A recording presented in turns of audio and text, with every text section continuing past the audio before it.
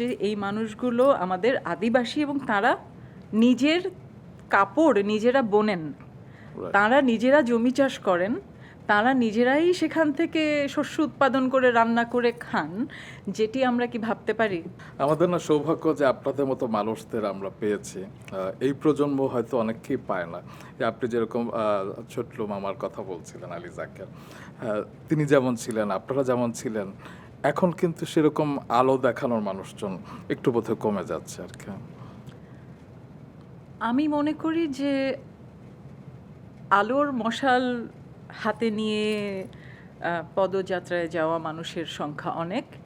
আমরা তাদেরকে কতটুকু গুরুত্ব দিচ্ছি, সেই মানুষগুলোকে তুমি যদি খুঁজে নিতে চাও, আমি এটিও মনে করি যে এটি শুধুমাত্র ঢাকা শহর কেন্দ্রিক নয়, জি, পুরো বাংলাদেশ জুড়ে বিস্তৃত এই ধরনের আলোকময় মানুষের সংখ্যা। আমি বিভিন্ন সময়ে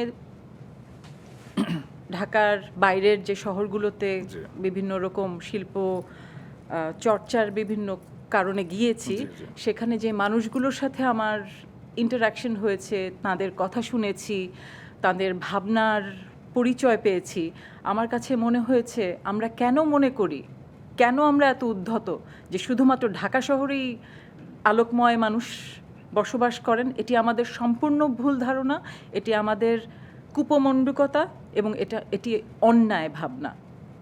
একদম। এবং সে কারণে আজকে আপনি ধারণ করে আছেন ট্রাইবালদের একটি শাড়ি এবং ও মাই গড, হ্যাঁ, মানে আমি কি বলবো, আমার খুব ভালো লাগছে। আমি মনে মনে ভাবছিলাম কি সুন্দর ট্রিবিউট করছেন আপনি। আসলে এই মানুষগুলোকে তো আমার ঈর্ষা হয় যে তারা, তুমি চিন্তা করো যে এই মানুষগুলো আমাদের আদিবাসী এবং তারা নিজের কাপড় নিজেরা বোনেন, তারা নিজেরা জমি চাষ করেন, তারা নিজেরাই সেখান থেকে শস্য উৎপাদন করে রান্না করে খান, যেটি আমরা কি ভাবতে পারি?